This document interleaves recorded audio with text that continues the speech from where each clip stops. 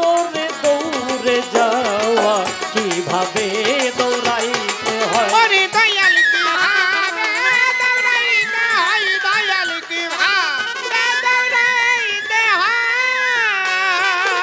দেহের হজ হবে না এই সব সারা, আরে দেহের হজ হবে না এই সব সারা, দেহের হজ হবে না এই সব সারা কথা পবিত্র কুরআন।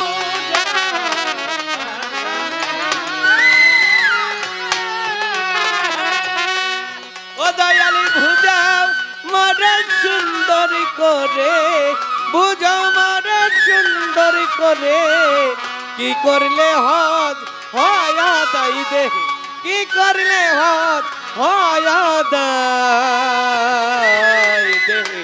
হজ করতে হয় কোন জায়গায় দেহে, হজ করতে হয় কোন জায়গায়।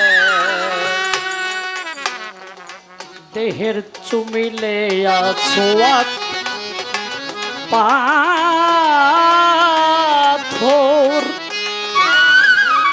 বাজান দলিলেতে এলো খবর, দেহের গুণামুক্ত হয় দয়াল ভবে। দেহের গুণামুক্ত হয়, দয়াল দেহের গুণামুক্ত হয়।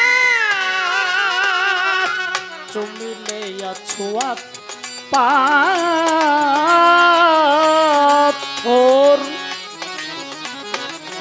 বাজান দলিলেতে এলো খবর,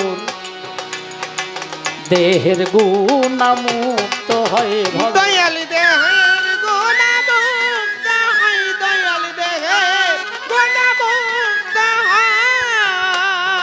উস্তাদ হায়দার কয় ওই কালো পাথর, ওরে দয়াল হায়দার কই সে কালো পাথর, উস্তাদ হায়দার কয় ওই কালো পাথর দেহের কোনখানে ঝুলানো রই, দেহের কোনখানে ঝুলানো রয়, দেহের হজ তে হয় কোন জায়গায়, দেহে হজ করতে হয় কোন জায়গায়।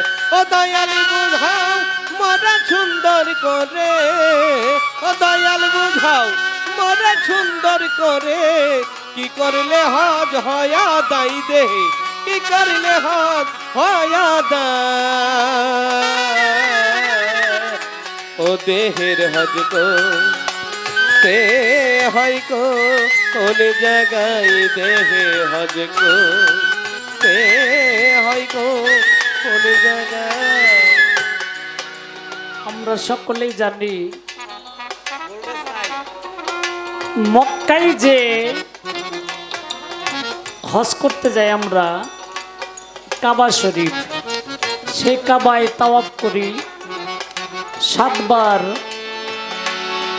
ঘুরি আমরা, তাওয়াফ করি। এক সাইড আছে হজরে আসওয়াদ, হজরে আসওয়াদ নাম হলো হজর শব্দ হেজর, হেজর থেকে হেজর হলো পাথর, আসওয়াদ শব্দের অর্থ কালো, সেই কালো পাথর। আর এক সাইডে গিয়েছিলাম, দেখলাম রুকুনে ইয়ামনি, রুকুনে ইয়ামনি আর হজরে আসওয়াদ। আর এক সাইডে জায়গার নাম আছে হাতিমি। অনেকগুলি প্রশ্ন না করলে দয়ালে দাঁড়ায় কি করব, দাঁড়ায় যাতে কইতে পারে, আপনারা যাতে শুনতে পারেন। এইগুলি বাবা কিভাবে আমরা সাধনা করব আর কিভাবে জানতে পারবো। ওরে দয়ালি বুঝাও মরা সুন্দর করে, ও দয়াল বুঝাও মরা সুন্দর করে, কি করলে হজ হয় আদায় দেহে, কি করলে হজ হয় আদায় দেহে। হজ করতে হয় কোন জায়গায়, দেহে হজ করতে হয় কোন জায়গায়। আরে দয়াল বুঝাও মরে সুন্দর করে, ওরে দয়াল বুঝাও মরে সুন্দর করে,